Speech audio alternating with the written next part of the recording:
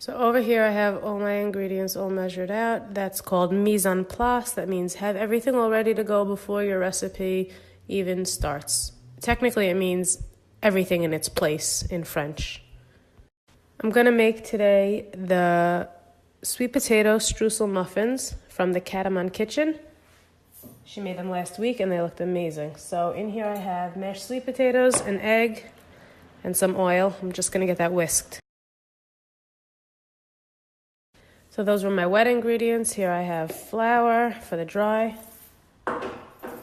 white sugar, brown sugar. I'm going to add baking powder and pumpkin. So I added the pumpkin spice mix, the baking powder, and a little bit of salt. Get these mixed up, and then I'm going to add the wet and the dry ingredients together.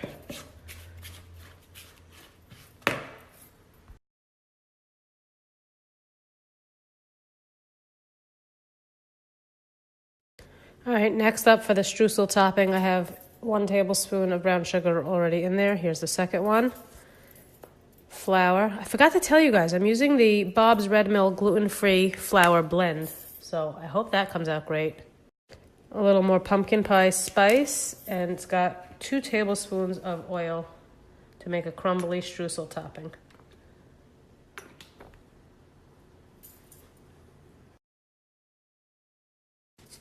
Every Monday when Ahuva at the Catamount kitchen makes her Muffin Mondays, she uses these cute little paper liners. I think hers are bigger. These are like a mini size, maybe 2 inches tall. But I always admire them, so here goes.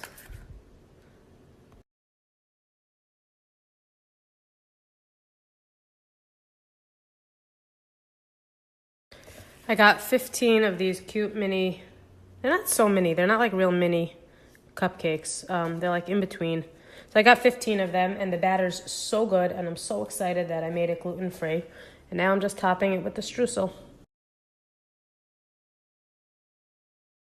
Now I'm going to get these in the oven at 350.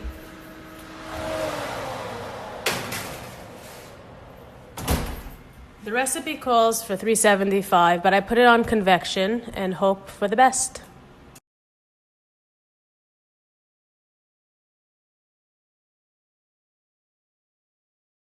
All right, the last thing I'm gonna make is the glaze that goes on top. Got some confectioner's sugar, a little bit more of the pumpkin pie spice, the delicious fall flavor, I love it, and the almond milk that we made. The recipe calls for 1 to 2 tablespoons of milk or water or something that's non-dairy. And I'm gonna use this almond milk. I wanna keep it parve and delicious. All right, the timer beeped after 20 minutes at 350 convection, where the recipe called for just 375 regular. The toothpick inside. Still got a little crumb on it, but I think the carryover cooking will be enough. We do have a little bit of crumb left on the toothpick, but I think I always take it out when there is still a little bit left because they will continue to cook while they're cooling down, and I don't want them to be overcooked. And I really think a little bit of crumb is the right way to do it. And part of the reason I love these papers so much is that I could just transfer them straight to a cooling rack. I don't have to dig them out of the muffin tins. So they're gonna cool on here, and I'll dig in soon.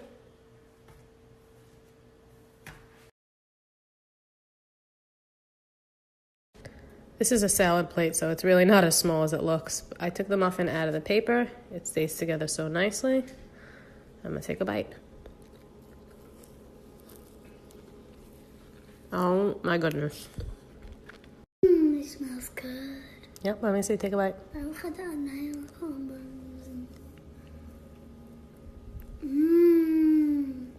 What do you think? So good. It's gluten-free. All right, they're kid approved. They are delicious. They are moist. The crumb topping stays on top. The glaze is delicious. It's just so fall. I love it. Good job, Ahuva.